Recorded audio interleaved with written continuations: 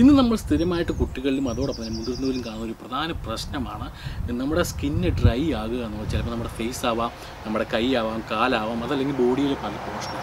എന്നാൽ ഈ ഡ്രൈനെസ് എന്ന് പറഞ്ഞാൽ നമുക്ക് എല്ലാവർക്കും അറിയാം, വളരെയധികം ബുദ്ധിമുട്ടുള്ള ഒരു കാര്യമാണ്.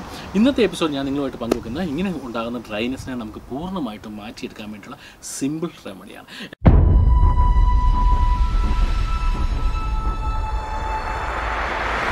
ഹലോ ഫ്രണ്ട്സ്, അപ്പോൾ നമുക്ക് അതിനായിട്ട് ആദ്യം ആവശ്യമുള്ളത് ഒരു ആലുവേര ജെല്ല ഉണ്ടാക്കിയെടുക്കുക എന്നുള്ളതാണ്.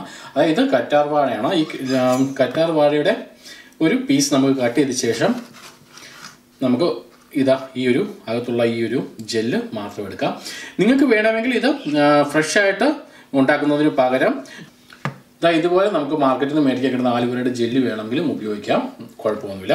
പക്ഷേ ഇതാണ് കൂടുതൽ ഫ്രഷായിട്ട് നമുക്ക് ഉള്ളത്, അതുകൊണ്ട് ഇങ്ങനെ ഉപയോഗിക്കുന്നതായിരിക്കും നല്ലത്.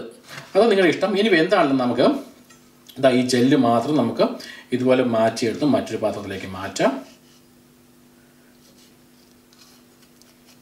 ഇനി നമുക്ക് ശരിക്കും ഒന്ന് ഉടച്ചെടുക്കണം നമ്മുടെ ഈ ഒരു ജെല്ല്.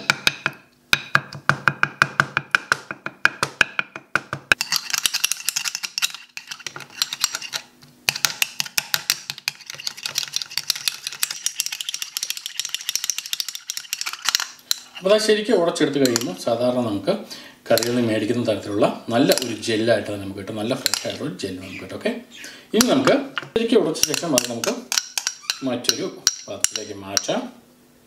ഇനി നമുക്ക് വേണ്ടത് ആൽമണ്ട് ഓയിലാണ്. അതായത് ആൽമണ്ട് ഓയിൽ എന്ന് വെച്ചാൽ വളരെ തിക്കായിട്ടുള്ള ഓയിലാണ്. നമ്മുടെ സ്കിന്നിൻ്റെ ഈ ഒരു ഡ്രൈനെസ് മാറ്റാൻ വേണ്ടി നമ്മളെ ഒരുപാട് ഹെൽപ്പ് ചെയ്യുന്നതാണ് ഈ ആൽമണ്ട് ഓയിൽ.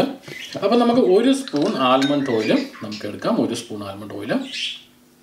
ഇനി ഇതിന് പകരം നിങ്ങൾക്ക് ആൽമണ്ട് ഓയിൽ ഇല്ല എങ്കിൽ നമുക്ക് വേണമെങ്കിൽ കോക്കനട്ട് ഓയിൽ നമുക്ക് ഉപയോഗിക്കാം, ഒരു കുഴപ്പവുമില്ല.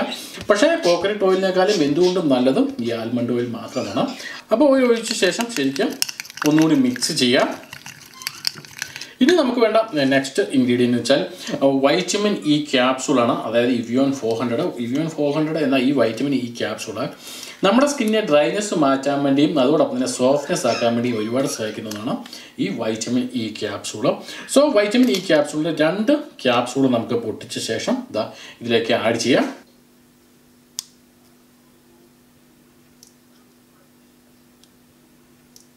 ഇനി ഒന്നുകൂടി ശരിക്കും ഒന്നുകൂടെ മിക്സ് ചെയ്യാം. ഇനി ഇത് ഡയറക്റ്റ് ആയിട്ട് തന്നെ നമുക്ക് നമ്മുടെ ഡ്രൈ സ്കിൻ എവിടെയൊക്കെയാണോ അവിടെയെങ്കിലും അപ്ലൈ ചെയ്യാം. സാധാരണ സത്യം പറഞ്ഞാൽ ഇത് തേച്ച ശേഷം വെളിയിൽ ഇറങ്ങാതിരിക്കുകയാണ് ഏറ്റവും നല്ലത്. അതായത് സൂര്യപ്രകാശം കൊള്ളാതിരിക്കുക. അതുകൊണ്ട് തന്നെ ഇത് ചെയ്യാൻ ഏറ്റവും ബെസ്റ്റ് എന്ന് പറഞ്ഞാൽ നിങ്ങൾ വീട്ടിൽ ഇരിക്കുന്ന രാത്രി സമയങ്ങളായിരിക്കും.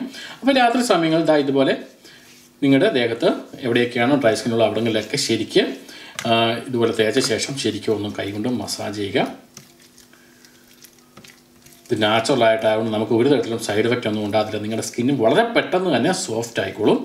അപ്പോൾ ഇതുപോലെ ശരിക്കും തേച്ച ശേഷം മസാജ് ചെയ്ത ശേഷം ഒരു അരമണിക്കൂർ ഇതേപോലെ തന്നെ സൂക്ഷിക്കുക, അരമണിക്കൂർ.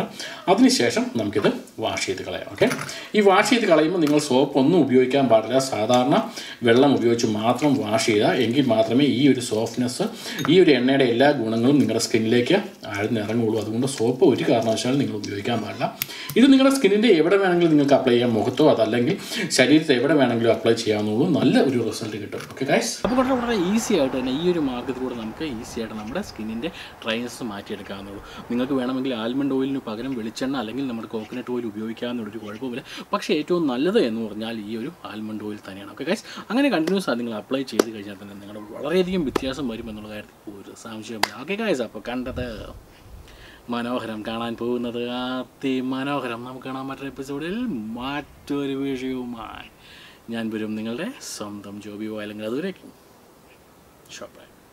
കൂടുതൽ വീഡിയോകൾക്കും വിശകലനങ്ങൾക്കുമായി എൻ്റെ 3 യൂട്യൂബ് ചാനൽ സബ്സ്ക്രൈബ് ചെയ്യുവാനും ഫേസ്ബുക്ക് പേജ് ലൈക്ക് ചെയ്യുവാനും എൻ്റെ വെബ്സൈറ്റ് സന്ദർശിക്കുവാനും മറക്കാതിരിക്കുക. ജോബി വയലങ്കൽ.